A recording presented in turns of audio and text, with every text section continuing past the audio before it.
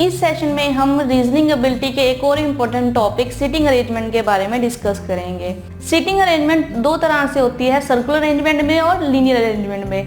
पहले हम circular arrangement के बारे में डिस्कस करते हैं। सर्कुलर अरेंजमेंट में क्या होता है? सर्कुलर अरेंजमेंट में हमें कुछ पर्सन्स लाइक 6, 8 या फिर 10 पर्सन्स को हमें एक सर्कुलर टेबल के अराउंड अरेंज करना होता है। सर्कुलर अरेंजमेंट को दो पार्ट्स में डिवाइड किया गया है, सिंपल सर्कुलर अरेंजमेंट और complex circular arrangement. Simple circular arrangement में सिंपल जो पर्सन्स हैं उनको ही अरेंज करना है उनकी पोजीशन के अकॉर्डिंग, ठीक है। जबकि जो कॉम्प्लेक्स सर्कुलर अरेंजमेंट है उसमें हम पर्सन्स को तो अरेंज करेंगे ही, साथ ही अगर उनके प्रोफेशंस दिए गए हैं हमें या उनसे रिलेटेड कोई इन्फॉर्मेशन दी गई है हमें, हम उन्हें भी उस पर्सन के अकॉर्डिंग वहां पर अरेंज करेंगे। सर्कुलर अरेंजमेंट से रिलेटेड क्वेश्चन को करने के लिए आपको दो तरह की नॉलेज होना जरूरी है।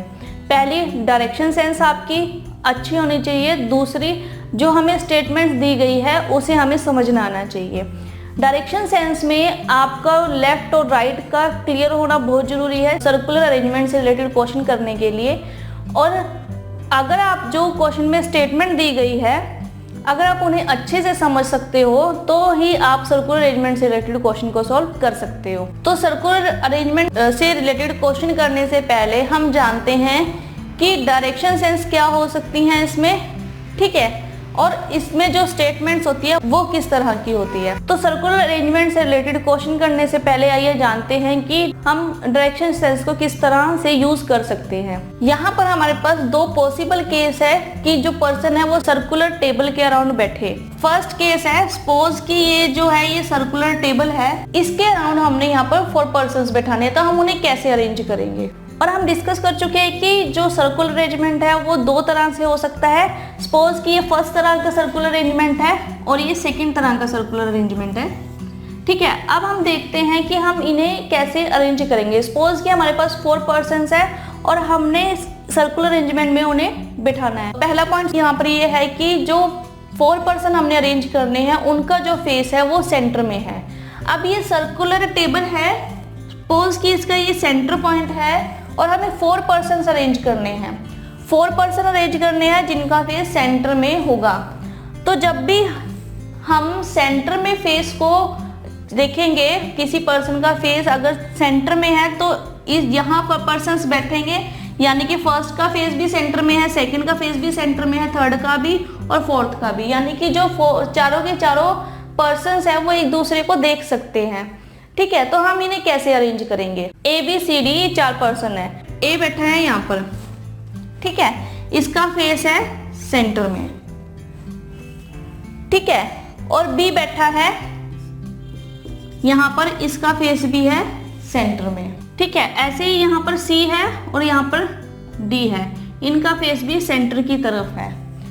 अब ये था कि एक सिंपल टेबल है, हमने 4 पर्सन अरेंज कर दिए। अभी मैंने जस्ट सिंपली अरेंज करे हैं, ये पर्सन की टेबल के अराउंड इस तरह से बैठे हैं। हो सकता है A यहाँ हो, B यहाँ हो, C यहाँ हो, D यहाँ हो सकता है A यहाँ हो, C यहाँ हो, B यहाँ हो और D यहाँ हो। किसी भी अरेंजमेंट में वो पर्सन यहाँ पर बैठ सकते हैं। लेकिन अभी जो यहाँ पर हमने अरेंजमेंट किया वो सिंपल ही किया है।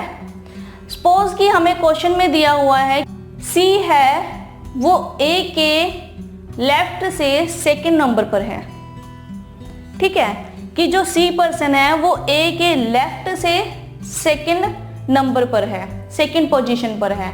अब हमें कैसे पता लगेगा कि A का लेफ्ट और राइट क्या है। A का लेफ्ट और राइट हम लोग उनके फेस की डायरेक्शन से फाइंड आउट करेंगे। अगर तो पर्सन्स का फेस सेंटर में है, पर्सन सेंटर की तरफ उसका फेस है, तो उसका जो लेफ्ट और राइट होगा वो हमारा लेफ्ट और राइट होगा। अगर ये सेंटर है, मेरा फेस सेंटर की तरफ है, तो जो A का लेफ्ट होगा वो हमारा लेफ्ट होगा और जो A का राइट होगा वो हमारा राइट होगा। जब भी हम सर्कुलर से रिलेटेड क्वेश्चन करेंगे और पर्सन का फेस सेंटर में होगा तो हम हमेशा पोजीशन को बॉटम से शुरू करेंगे, ठीक है। कि अगर हमारे पास अभी मैंने स्टेटमेंट बोली थी कि जो C है वो A से सेकंड पोजीशन पर है। सपोज कि जो C है वो A से सेकंड पोजीशन पर है तो A आएगा यहाँ पर पहले। A से सेकंड पोजीशन पर C है वो भी लेफ्ट से, तो A ये लेफ्ट है A का तो 1 एंड 2, तो 1 एंड 2 यहाँ पर आएगा सी। ठीक है, अगर बोला जाता जो सी है वो ए से थर्ड पोजीशन पर है लेफ्ट साइड से, ठीक है, लेफ्ट साइड पे बैठा है जो सी है वो ए के, तो 1 2 एंड 3 यहाँ पर आ जाता फिर सी। ठीक है, इस तरह से जो भी हमें पोजीशंस दी होंगी लेफ्ट या राइट हैंड से हम उन्हें इस तरह से उन्हें यहाँ पर अरेंज कर सकते हैं। ध्यान रखिए जब भी फेस सेंटर में होगा हम पर्सन को हमेशा बॉटम से शुरू करेंगे हम अरेंजमेंट करना, और जो अगर सेंटर में फेस है हमारा लेफ्ट उसका लेफ्ट रहेगा, हमारा राइट उसका राइट रहेगा। ठीक है, अब ये था केस कि जब पर्सन का फेस सेंटर में हो, फेसिंग सेंटर।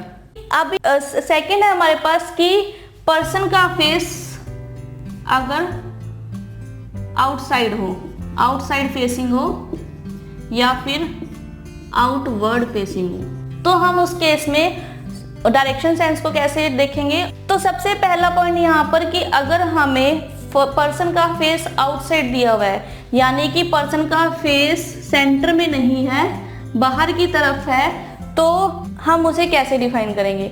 4 पर्सन है और हमें उन्हें सर्कुलर टेबल के अराउंड अरेंज करना है और उन सबका ही फेस आउटसाइड है, तो हम हमेशा स्टार्ट करेंगे टॉप से। ठीक है, सपोज कि ए है, इसका जो फेस है वो बाहर की तरफ है, आउटवर्ड है इसका फेस, और हमें सपोज कि बी को अरेंज करना है इसके राइट साइड पे, तो यहाँ पर अब ए का फेस बाहर की तरफ है तो इसका राइट होगा दिस साइड।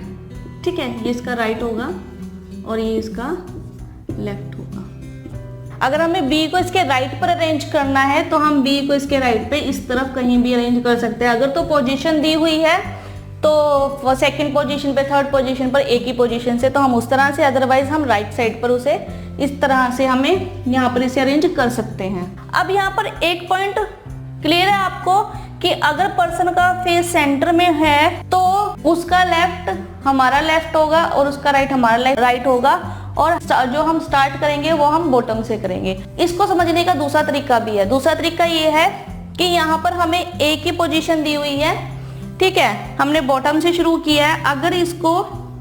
अगर हमें सी की पोजीशन लेफ्ट से दी हुई है तो लेफ्ट साइड ये होगा, है ना, और राइट साइड ये होगा।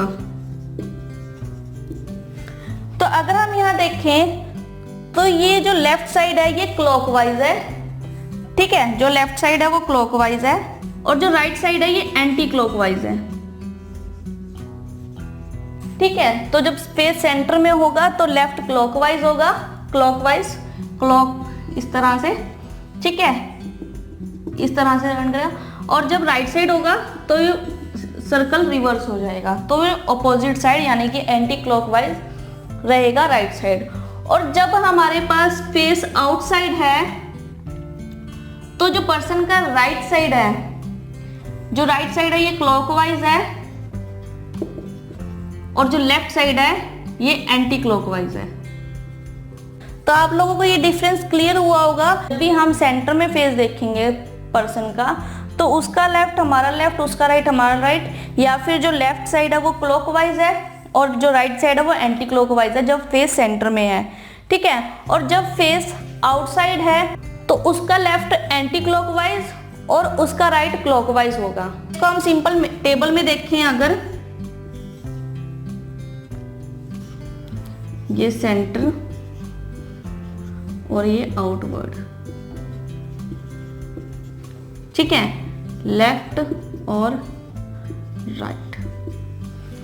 तो जब फेस सेंटर में होगा तो लेफ्ट जो है वो क्लॉकवाइज होगा, ठीक है, और जब राइट में होगा तो एंटी क्लॉकवाइज होगा, ठीक है। और जब फेस आउटसाइड है, आउटवर्ड है, तो जो लेफ्ट है वो एंटी क्लॉकवाइज होगा और जो राइट है वो क्लॉकवाइज होगा। तो क्लियर है आप लोगों को कि डायरेक्शन सेंस क्या है। यहाँ पर सेंटर में फेस है तो क्लॉकवाइज लेफ्ट और एंटी क्लॉकवाइज राइट, और अगर आउटवर्ड है फेस तो एंटी क्लॉकवाइज लेफ्ट और क्लॉकवाइज राइट, ठीक है। या फिर अगर फेस सेंटर में है तो हमारा ही लेफ्ट, पर्सन का लेफ्ट, हमारा राइट, पर्सन का राइट, ठीक है। और अगर फेस आउटवर्ड है तो पर्सन का लेफ्ट एंटी क्लॉकवाइज और जो पर्सन का राइट है वो क्लॉकवाइज।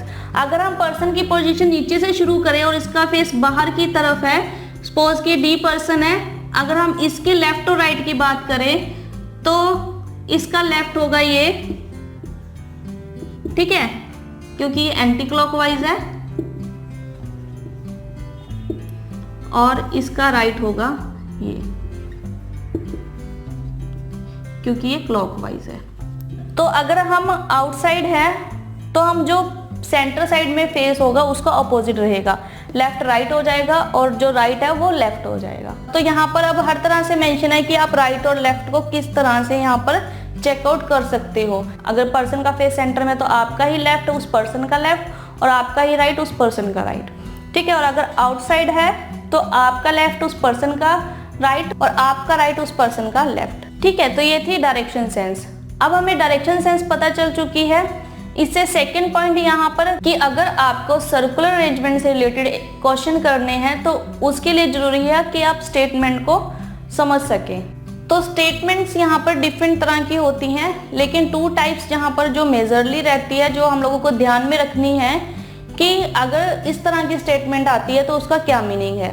तो फर्स्ट टाइप है यहाँ पर स्टेटमेंट की, A is second to the left of B and third to the right of C. तो फर्स्ट टाइप है हमारे पास A is second to the left of B and third to the right of C. अगर हमारे पास statements में इस तरह का कोई स्टेटमेंट या इस तरह का कोई हमें लाइन दिया गया है तो उसका क्या मीनिंग है। यहाँ पर A is second to the left of B, ये हम लोगों को क्लियर है कि ए जो है वो बी के लेफ्ट से सेकंड है, तो यहाँ पर बी बनेगा और बी के लेफ्ट से ये सेकंड एंड पे है। तो बी का लेफ्ट हम सपोज करते हैं कि जो बी का फेस है वो सेंटर में है, तो बी का लेफ्ट 1 एंड 2, तो यहाँ पर आएगा A and third to the right of C. अब हमारे पास वर्ड है यहाँ पर एंड। इस एंड वर्ड का क्या मतलब है यहाँ पर, और यहाँ पर किस पर्सन की बात हो रही है कि कौन सा person third to the right of C है। तो जब भी हमारे पास वर्ड हो एंड या फिर बट या फिर वाइल, इस तरह का अगर हमें यहाँ वर्ड दिए गए हो तो यहाँ पर मीनिंग है कि जो फर्स्ट पर्सन है उसकी बात हो रही है, फर्स्ट पर्सन यानी कि ए की बात हो रही है यहाँ पर। तो स्टेटमेंट यहाँ पर होगी A is second to the left of B and A is third to the right of C.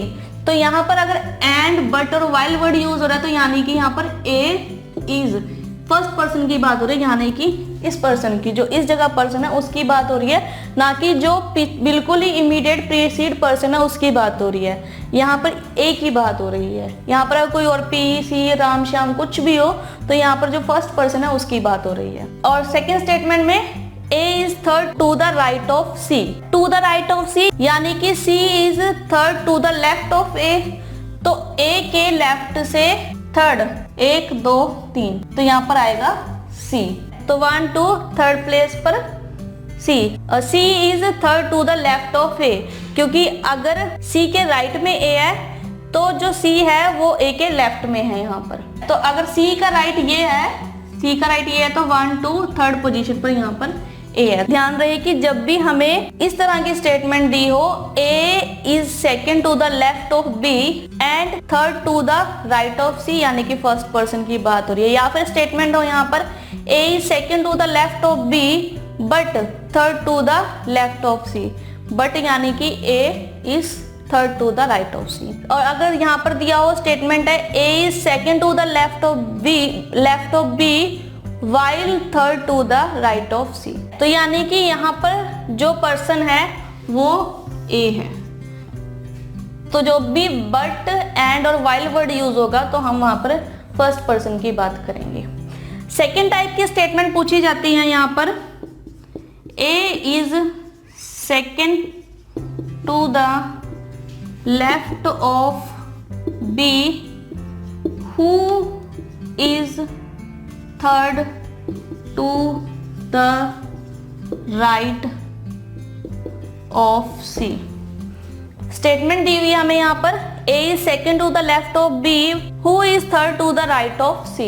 अब यहाँ पर वर्ड हमारे पास यूज हो रहा है who। अब who यहाँ पर किसकी बात हो रही है?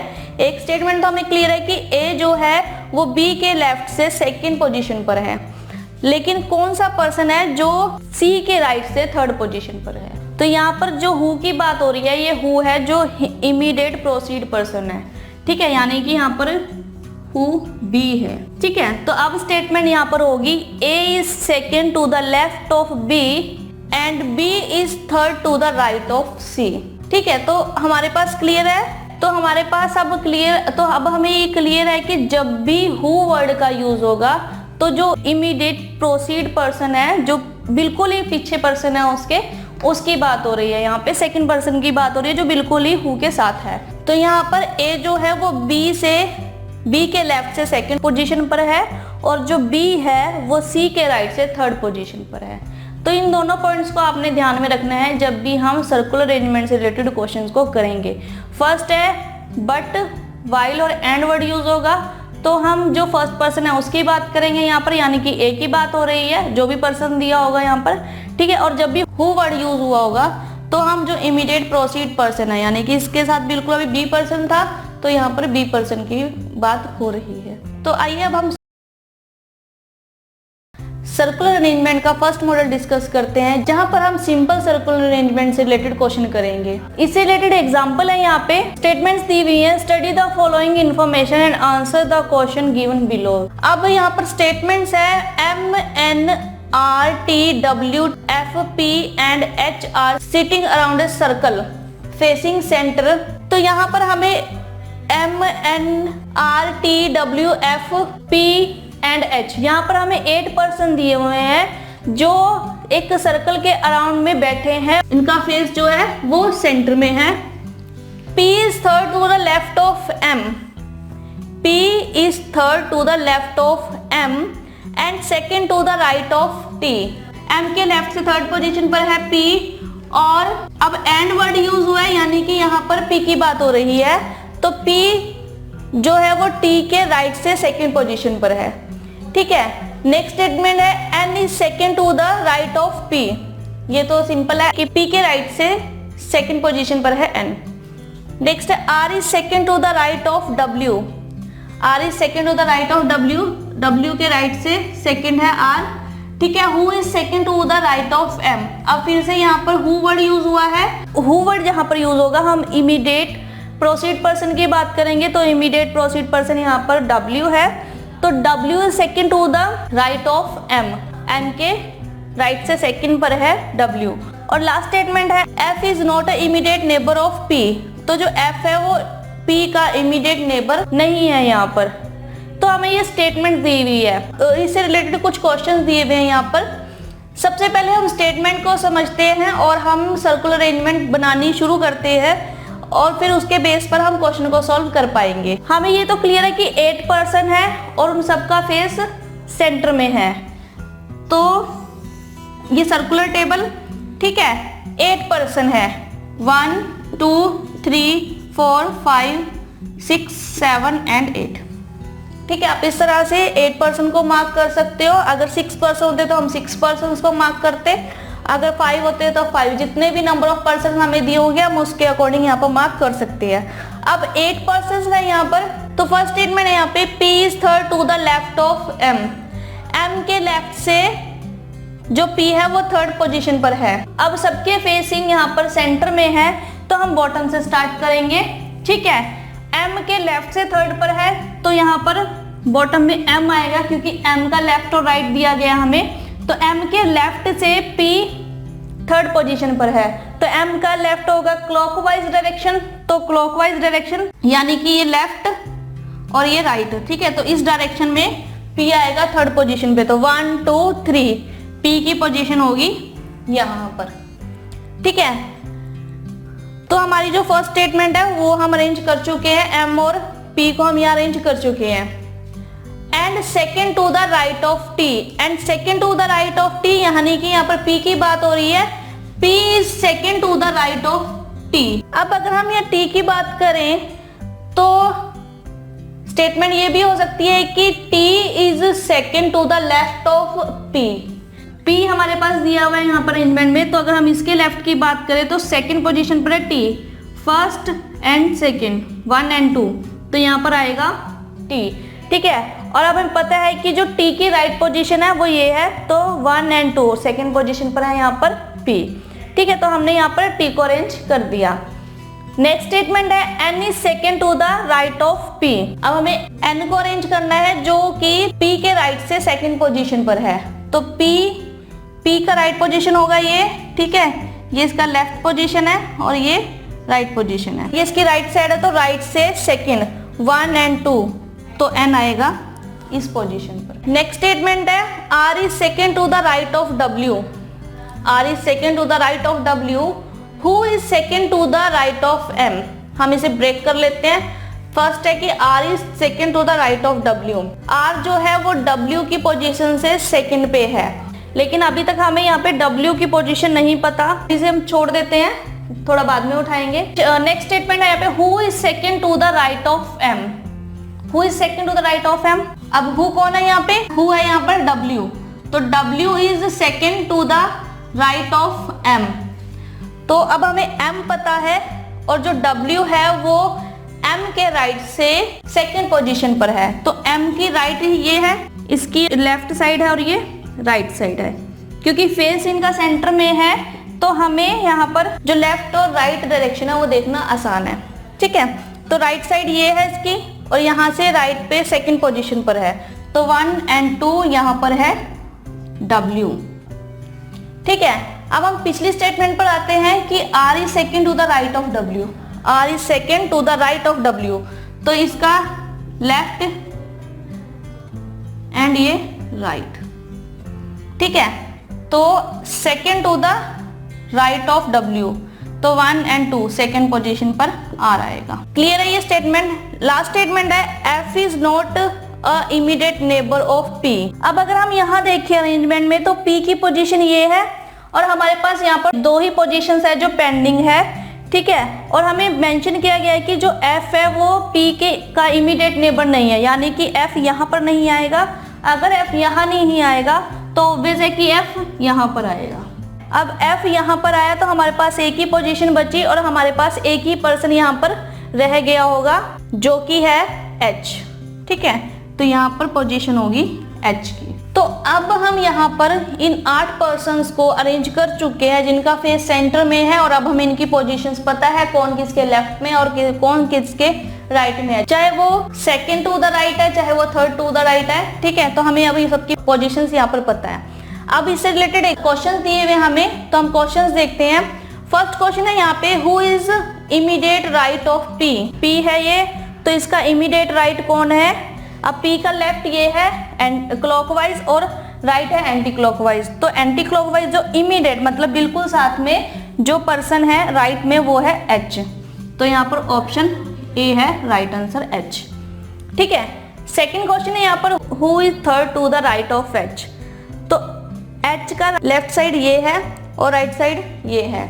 ठीक है, तो ये राइट साइड है और ये लेफ्ट है।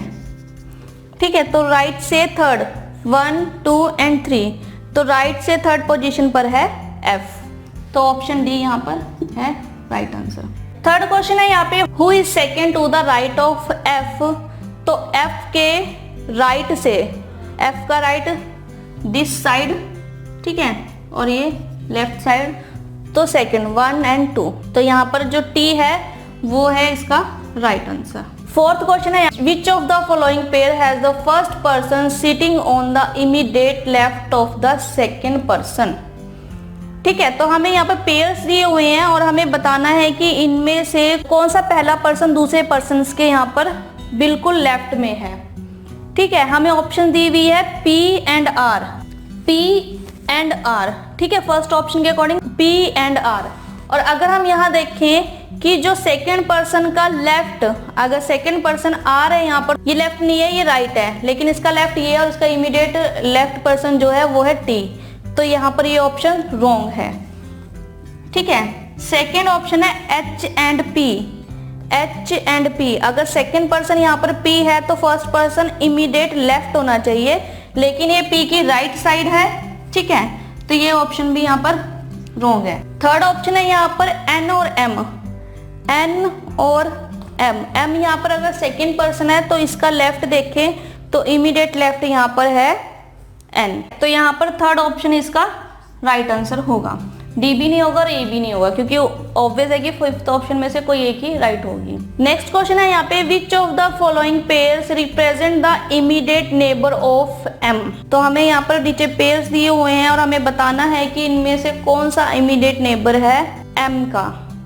तो अगर हम M का इमीडिएट नेबर देखें तो N है और F है, ठीक है, तो यहाँ पर N और F फोर्थ ऑप्शन में है, ऑप्शन नंबर डी। तो यहाँ पर हमारे पास सिंपल से क्वेश्चन दिए हुए थे, अगर आप अरेंजमेंट करना सीख लेते हो कि किस पर्सन की क्या पोजीशन है, अगर आप राइट पोजीशन फाइंड आउट कर लेते हो तो आपके लिए जो क्वेश्चन बहुत ही इजी हो जाएगा। तो सिंपली आप ध्यान रखिए कि पर्सन का फेस सेंटर में है या आउटवर्ड, तो सेंटर के हिसाब से लेफ्ट राइट चेक कीजिए, और अगर आउटसाइड है तो उसके हिसाब से लेफ्ट राइट चेक कीजिए, ठीक है। तो आप इस पर अच्छे से प्रैक्टिस कीजिए ताकि आप कुछ ही सेकंड्स में इनके क्वेश्चन को भी सॉल्व कर सके।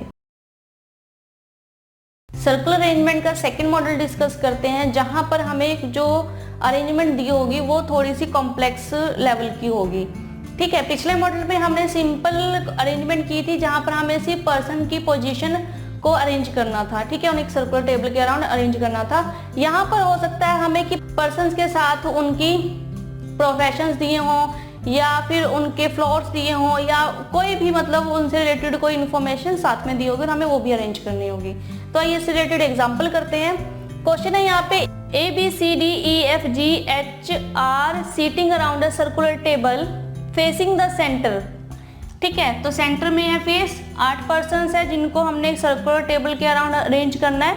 Each of them has different department, उनके डिफरेंट डिपार्टमेंट है, finance, marketing, investment banking, HR, sales, accountant, manager, clerk और मेडिकल डिपार्टमेंट, ठीक है। तो हमें 8 पर्सन दिए हुए और 8 ही हमें यहाँ पर डिपार्टमेंट्स दिए हुए हैं और हमें इनको अरेंज करना है सर्कुलर टेबल के अराउंड। तो इससे रिलेटेड यहाँ पर हमें इंफॉर्मेशन दी हुई है कि कौन सा पर्सन किस पोजीशन पर है। तो अगर हम सपोज कि ये सर्कुलर टेबल है, ठीक है, और हमने 8 पर्सन्स को अरेंज करना है, 1 2 3 4 5 6 7 एंड 8 पर्सन को हमने यहाँ पर अरेंज करना है और सबका फेस यहाँ पर सेंटर में है, ठीक है। तो स्टार्ट करते हैं। स्टेटमेंट है यहाँ पे, the finance seats third to the right of G, यानी कि जी के राइट से थर्ड पोजीशन पर फाइनेंस है।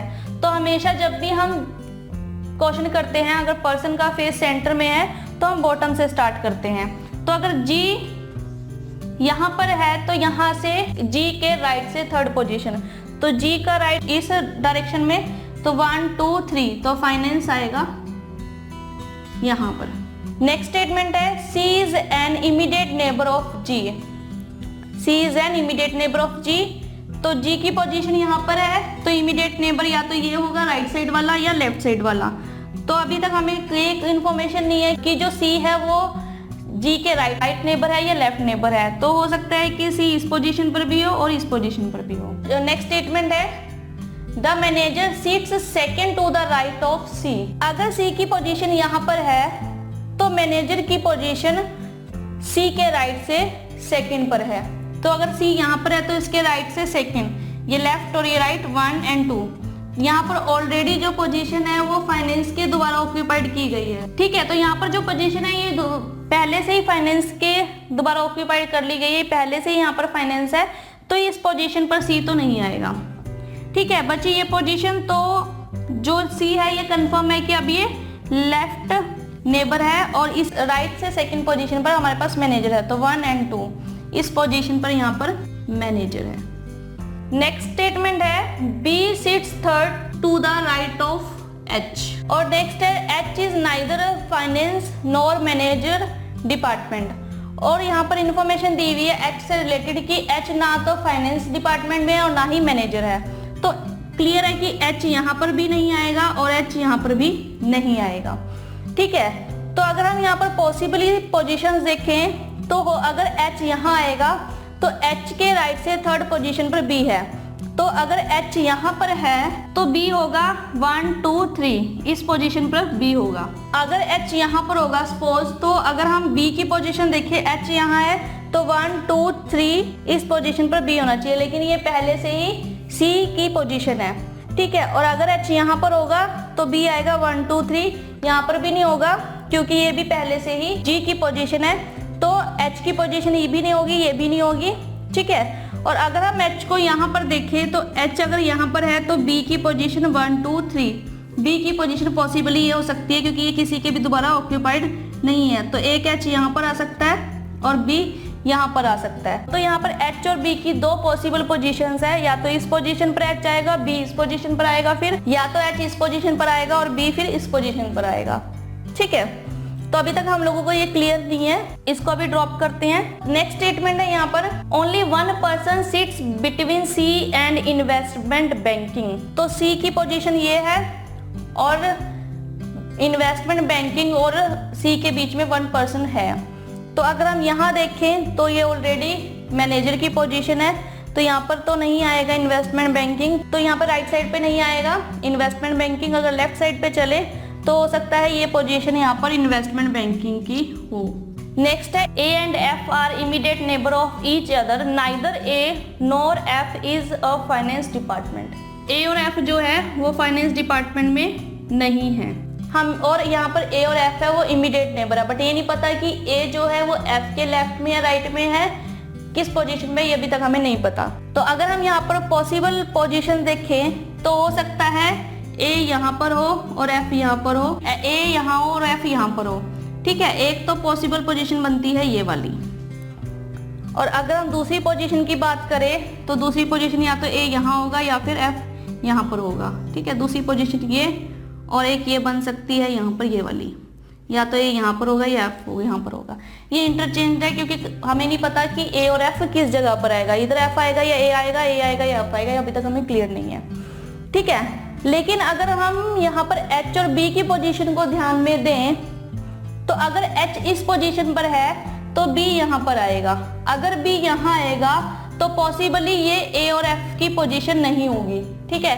तो A और F इस पोजीशन पर नहीं आएंगे। तो अगर हम यहाँ पर H और B की पोजीशन को ध्यान में रखें तो अगर H इस पोजीशन पर आएगा तो B यहाँ पर आएगा, और अगर H इस पोजीशन पर आएगा तो B यहाँ पर आएगा, ठीक है। तो ये तो क्लियर है कि जो A और F की पोजीशन है वो ये नहीं है, ठीक है, क्योंकि अगर हम A और F को इस पोजीशन पर रखते हैं तो पूरे अरेंजमेंट में H और B की पोजीशन कहीं भी नहीं रहने वाली। अब पोजीशन बचती है ये या ये। अगर H इस पोजीशन पर है तो B यहाँ पर आएगा, ठीक है, और अगर H इस पोजीशन पे तो B यहाँ आएगा। तो इन दोनों पोजीशन को भी अगर हम ध्यान में रखें, अगर B यहाँ आएगा तो A और F यहाँ इकट्ठे नहीं आ सकते, ठीक है। तो क्लियर है कि यहाँ पर H की पोजीशन आएगी, तो A और F इस पोजीशन पर नहीं आएगा, कोई भी A और F इस पोजीशन पर। तो हम लोगों को अब ये क्लियर हुआ कि जो H की पोजीशन है वो ये है और B की पोजीशन जो है वो ये है, ठीक है। तो B यहाँ पर अब मैनेजर है और A और F की पोजीशन या तो A यहाँ आएगा या फिर F यहाँ आएगा, या A यहाँ आएगा और F यहाँ पर आएगा। नेक्स्ट स्टेटमेंट देखते हैं, the medical department sits second to the right of A। अगर A इस पोजीशन पर है तो मेडिकल डिपार्टमेंट यहाँ पर आएगा, और अगर A इस पोजीशन पे है तो मेडिकल डिपार्टमेंट यहाँ पर आएगा। अभी हम लोगों को ये क्लियर नहीं है। नेक्स्ट स्टेटमेंट है यहाँ पे, two people sits between D and clerk. D is not a finance department. अब D भी फाइनेंस डिपार्टमेंट में नहीं है, तो हमारे पास two people sits between D and clerk. तो अगर हम यहाँ देखें तो हमारे पास A की पोजीशन है जो ये है, तो ये क्लियर है कि ये पोजीशन यहाँ पर D की है और D और क्लर्क के बीच में 2% है। तो अगर हम देखें 1 एंड 2, तो यहाँ पर इन्वेस्टमेंट बैंकिंग है तो यहाँ पर क्लर्क नहीं आएगा। तो अगर हम इसके लेफ्ट साइड पे देखें तो 1 एंड 2 यहाँ पर क्लर्क आएगा। अब अगर जब यहाँ पर क्लर्क आएगा तो A की पोजीशन ये होगी, क्योंकि जो मेडिकल डिपार्टमेंट है वो A के राइट से सेकंड पोजीशन पर है। तो A की पोजीशन अगर ये है तो A की राइट साइड ये, तो 1 एंड 2 H यहाँ पर मेडिकल डिपार्टमेंट है। नेक्स्ट स्टेटमेंट है, the accountant is an not immediate neighbour of finance. तो इमीडिएट नेबर ऑफ फाइनेंस नहीं है, ना तो ए है और ना ही डी है। तो फाइनेंस का इमीडिएट नेबर अकाउंटेंट नहीं है, तो ए और डी यहाँ पर अकाउंटेंट नहीं हो सकते। तो जो सिर्फ जी बचा जो यहाँ पर अकाउंटेंट है। और लास्ट है the HR cell seats second to the left of A. The HR seats A के लेफ्ट से सेकंड, तो 1 और 2 डी यहाँ पर HR सेल्स है। तो अब क्लियर है कि अगर ये पोजीशन ए की है तो F यहाँ पर बैंकिंग है। तो अब हमारे पास एक ही प्रोफेशन पेंडिंग है, यहाँ पर सभी प्रोफेशंस आ चुके हैं। तो यहाँ पर है मार्केटिंग, ए मार्केटिंग डिपार्टमेंट में है। और हमारे पास एक पर्सन पेंडिंग है जो फाइनेंस डिपार्टमेंट में है। हमारे पास सभी पर्सन हो चुके हैं ई को छोड़कर, तो ई यहाँ पर फाइनेंस डिपार्टमेंट में है। तो अब हमारे पास ये जो सीटिंग अरेंजमेंट है ये कंप्लीट हो चुका है। इन अरेंजमेंट से रिलेटेड क्वेश्चंस करते हैं हम यहाँ पर। इससे रिलेटेड एक कुछ क्वेश्चंस है यहाँ पे। फर्स्ट क्वेश्चन है यहाँ पे, who is the market department. Market department में ए है, तो फर्स्ट क्वेश्चन का आंसर होगा ए। ठीक है। सेकंड क्वेश्चन है, what is the position of F with respect to the finance. Finance की पोजीशन से हमें एफ की पोजीशन बतानी है। तो फाइनेंस की पोजीशन से एफ की पोजीशन होगी, ये लेफ्ट साइड है तो ये राइट साइड है, तो 1 2 सेकंड टू द राइट, तो इसका आंसर होगा सेकंड टू द राइट। ठीक है। थर्ड क्वेश्चन है, who seats exactly between the investment banking and clerk. Investment banking और क्लर्क के बीच में कौन बैठा है, मेडिकल डिपार्टमेंट। तो थर्ड क्वेश्चन का आंसर है यहाँ पर मेडिकल डिपार्टमेंट। ठीक है। अगर मेडिकल डिपार्टमेंट और मेडिकल डिपार्टमेंट में या तो एच हो सकता है, ऑप्शन में अगर एच दिया है तो एच, मेडिकल डिपार्टमेंट दिया तो मेडिकल डिपार्टमेंट। फोर्थ क्वेश्चन है, what is the profession of G. G का प्रोफेशन है यहाँ पर अकाउंटेंट, तो इसका आंसर है अकाउंटेंट। नेक्स्ट क्वेश्चन है, which of following is true. इनमें से कौन सा ट्रू है। फर्स्ट है, D is immediate neighbour of G. D is immediate neighbour of G नहीं, 1 पर्सन है इनके बीच में तो इमीडिएट नेबर नहीं है, ये वाला ऑप्शन रॉन्ग है। सेकंड है, G is HR department. G HR department में नहीं है, जी अकाउंटेंट है, तो ये भी रॉन्ग है। थर्ड है, HR sales and investment banking are immediate neighbour of each other. HR sales and investment banking immediate neighbour of each other नहीं, ये इनके बीच में 2 पर्सन्स है, तो ये भी इमीडिएट नेबर नहीं है एक दूसरे के। नेक्स्ट है, the accountant sits exactly between manager and marketing. The accountant sits between manager and marketing नहीं, इनके बीच में नहीं है अकाउंटेंट। ठीक है, तो ऑप्शन डी भी यहाँ पर रॉन्ग है। नेक्स्ट ऑप्शन है, the medical department sits second to the right of marketing. तो ये है मार्केटिंग डिपार्टमेंट और इसके सेकंड, राइट के सेकंड से बैठा है यहाँ पर medical department. Yes, option number 5 यहाँ पर ट्रू है। ठीक है। सिक्स्थ क्वेश्चन है यहाँ पे, what is the profession of E. E का प्रोफेशन है यहाँ पर फाइनेंस, तो इसका आंसर होगा फाइनेंस। तो ये हमारे पास था सर्कुलर अरेंजमेंट। देखा आपने कि अगर हम जो अरेंजमेंट है उसे ठीक से कर लेते हैं, अगर हम पोजीशन फाइंड आउट कर लेते हैं, परफेक्ट पोजीशंस फाइंड आउट कर लेते हैं, तो हमारे पास जो क्वेश्चन दिए होंगे उन्हें हमें फाइंड आउट करने में कुछ ही सेकंड्स लगते हैं। ठीक है। लेकिन जो अरेंजमेंट है वो थोड़ा सा टाइम जरूर लेती है, क्योंकि हमें थोड़ी सी कॉम्प्लेक्स अरेंजमेंट दी गई थी यहाँ पर। तो ये था हमारे पास सर्कुलर अरेंजमेंट। मिलते हैं नेक्स्ट सेशन में। Thank you.